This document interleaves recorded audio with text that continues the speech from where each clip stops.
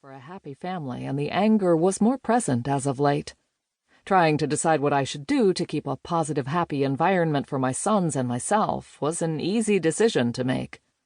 I filed for divorce. At the ripe old age of 40-something.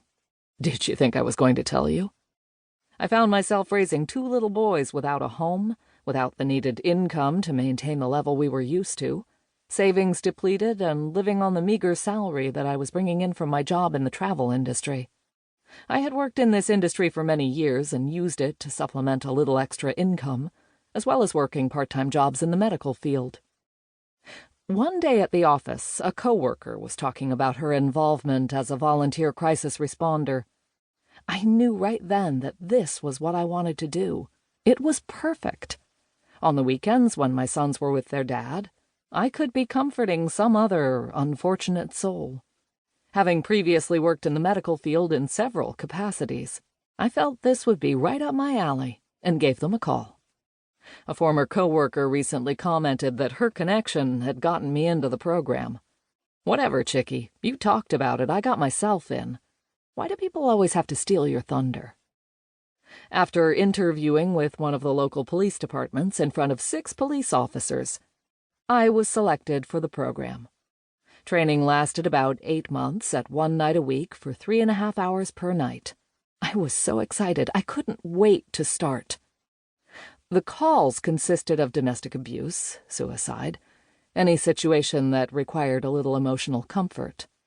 Whether it was making phone calls, making coffee, handing out tissues, handing out teddy bears, or just sitting and listening to anyone that needed a sympathetic ear.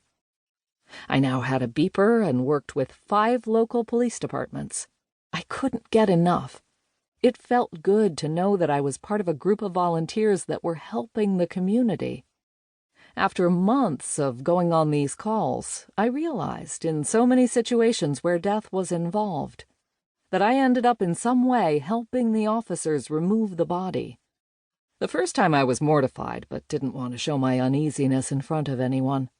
The ironic thing was that I had always been afraid of death. It frightened me. They frightened me. My experiences with death had always been linked to a tragedy. Suicide of friends, or killed by the hands of a drunk driver, or their own unfortunate actions. I also had an uncle that was brutally murdered. He had been beaten, manually strangled, and found in his hotel room while on vacation. I was the unfortunate one to take the call from my aunt, notifying us of his death. His body was flown back to Chicago, and we attended his funeral. Another uncle was stabbed several times after moving here. My aunt and cousin were emigrating from Great Britain and immigrating to the United States. My uncle did not want to move to the U.S. because his only familiarity with the U.S. being John Wayne cowboy shoot-'em-up Wild West movies, and he didn't want any part of it. After many years apart, he finally joined his family here, and within 1 year of arriving, he was attacked. My takeaway. After a difficult marriage and painful divorce, I reflect on the desire to help others as I heal. Life is not meant to wallow in self-pity. Be positive and never, ever give up. Always help others less fortunate. Helping is healing. I also add that my ex-husband and I are at peace now. All is well. Chapter 2. I help you, you help me. The first few crime scenes that I was at were very surreal. I was always waiting for the decedent to open his or her eyes, cry out, or, worst of all, move. As the months went by, I began to build a rapport with one of the coroners in one of the counties that I covered as a victim crisis responder. He told me that I was good with families.